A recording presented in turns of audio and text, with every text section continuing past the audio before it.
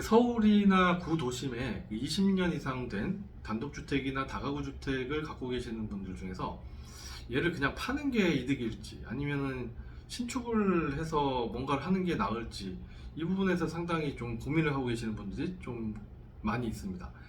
더군다나 이제 오랫동안 이제 노후주택을 갖고 있다 보니까 주위에서 신축을 하는 사람도 있고 또 아는 사람들 지인이 야, 그 신축하면은 수익이 많이 나는데 왜 안 하니? 라고 이렇게 주위에서 얘기를 하기도 하죠. 그래서 하고 싶긴 한데 이게 과연 하는 게 맞을까? 안 하는 게 맞지 않을까? 이렇게 계속 이제 판단을 못 하시는 분들이 계시는데 오늘은 이제 그분들을 위해서 영상을 한번 준비를 해봤습니다. 이런 경우에 왜 판단을 못 하냐면 이게 정성적으로 이게 좋다, 이게 나쁘다 이렇게 이제 어떤 정성적으로 이렇게 판단을 자꾸 하려고 하다 보니까 결론을 못 내게 되는 건데 결론을 내려면 숫자로 나와야 되죠. 숫자로 정량적으로 나와야 됩니다. 오늘 그 점에 대해서 여러분들에게 간략하게 말씀을 드릴게요. 실제 사례인데요. 이제 강서구 쪽에 140평 정도 되는 땅에 사업소득으로 해서 이제 한 달에 한 2천만 원 정도의 소득을 올리시고 계시는데 저랑 이제 얘기를 하다 보니까 교육을 듣다 보니까 신축을 해서 만약에 임대를 하게 된다 그러면 아무것도 안 하고 임대만 해서도 사업소득에 준하는 2천만 원 정도의 소득을 올린다 알게 되셨죠. 자, 이걸 어떻게 판단을 할 것이냐 오늘 여러분들에게 알려드리도록 하겠습니다. 자, 시작하겠습니다. 자, 이 점에서 가장 중요한 부분은 어떤 부분을 서로 비교를 해야 되냐면 현 상태 그대로 내가 얘를 팔았을 때, 그러니까 땅으로 파는 거죠. 물론 건물도 있지만 그냥 땅값으로 파는 겁니다.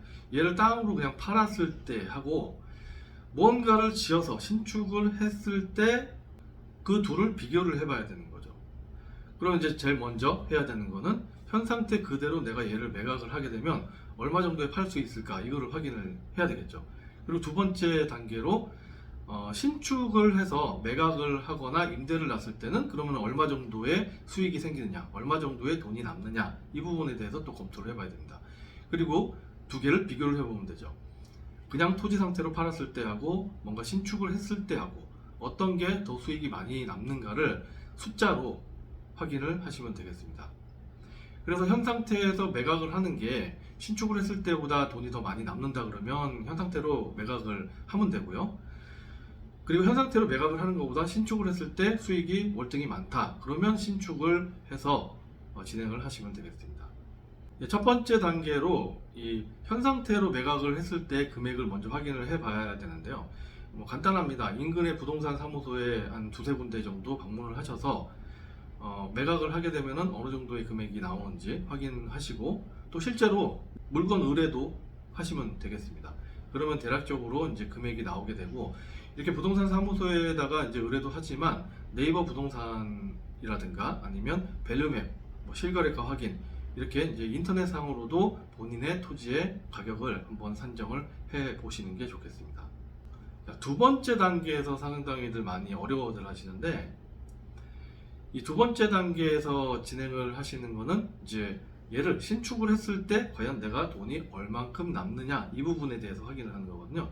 이 부분은 이제 사업성 검토라고 해서 이제 수익률표를 만들어서 투입되는 비용과 내가 매각할 수 있는 금액 이 둘의 차이를 확인을 하는 겁니다. 여기서 많이 놓치시는 부분이 있는데 이 사업성 검토를 진행을 할 때 이 토지에 대한 가격을 반드시 현 시가로 해서 적용을 해야 된다라는 내용이죠. 어떤 분은 예전에 매입 10년 전, 20년 전 그 금액을 적용하시는 분도 계시고 또 어떤 분은 심지어 토지 가격을 아예 안 넣고 수익률표를 만드시는 경우도 있어요. 그러시면 안 되고요. 현 시가대로 해서 이 토지 가격을 수익률표에다가 적용을 하셔야 됩니다. 그리고 또 한 가지 이제 분양을 할 것인지 임대를 할 것인지 이런 부분들에 대해서 가설계, 가도면을 반드시 한번 그려보셔야 됩니다.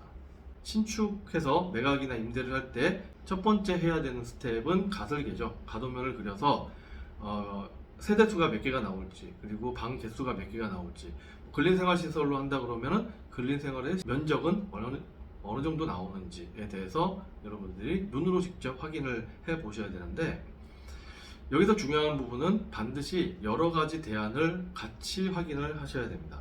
뭐 주변에서 다세대 주택이 좋다라는 얘기를 한다고 해서 다세대 주택 요거 하나만 검토를 하실 게 아니고 다세대 주택, 다가구 주택, 뭐 상가 주택, 뭐 근생, 올근생 여러 가지를 다 확인을 한 상태에서 이 여러 가지를 도면화해서 눈으로 직접 보시고, 이 눈으로 보는 게 중요한 게 아니고 이것들을 반드시 이 수익률표에 집어넣어 보셔야 됩니다. 이 수익률표는 뭐 사진에서 보시는 것처럼 좀 복잡하게 보이기도 하지만은 전체적인 큰 틀에서 보게 되면은 내가 건물을 다 지어서 매각을 할 때 얼마 정도의 금액이 나오는지 하고 매출이죠. 그리고 들어가는 비용이 뭐 토지비를 시세로 환산한 금액하고 건축비, 뭐 세금, 이자 이런 것들이 다 포함해서 얼마 정도의 투입이 되는지, 매각하는 금액하고 투입되는 금액하고 이 차이를 보는 게 이 수익률표인데요. 이 자세한 내용은 너무 영상이 길어지기 때문에 나중에 기회를 봐서 이 수익률표에 대해서는 설명을 드리도록 하고요. 전체적으로는 매각하는 금액과 들어가는 비용 이 둘을 비교를 한다라는 정도 알고 계시면 되겠습니다. 그래서 각 대안별로 수익률표를 작성을 해서 금액이 어느 정도 나오는지, 어느 정도의 수익이 나오는지를 확인을 합니다. 숫자로 확인을 하는 거죠. 자, 그럼 다 왔습니다. 아까 처음에 현 상태 그대로 매각을 했을 때 금액이 어느 정도 나오는지를 확인을 했고, 또 여러 가지 대안으로 해서 신축을 했을 때 나오는 금액이, 수익이 어느 정도 되는지를 확인을 했습니다. 그럼 이제 이 둘을 비교를 하는 거죠.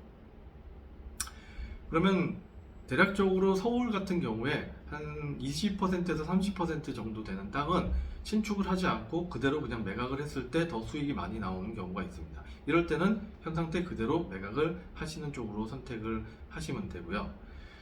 그리고 서울 같은 경우에 한 70에서 80% 정도 되는 비율로 현 상태로 매각을 하는 것보다는 무언가 신축을 했을 때 더 수익이 많이 나오는 경우가 있죠. 이럴 경우에는 아까 선택했던 그 대안 중에서 가장 수익이 많이 나오는 쪽으로 선택을 하셔서 일을 진행을 하시면 되겠습니다.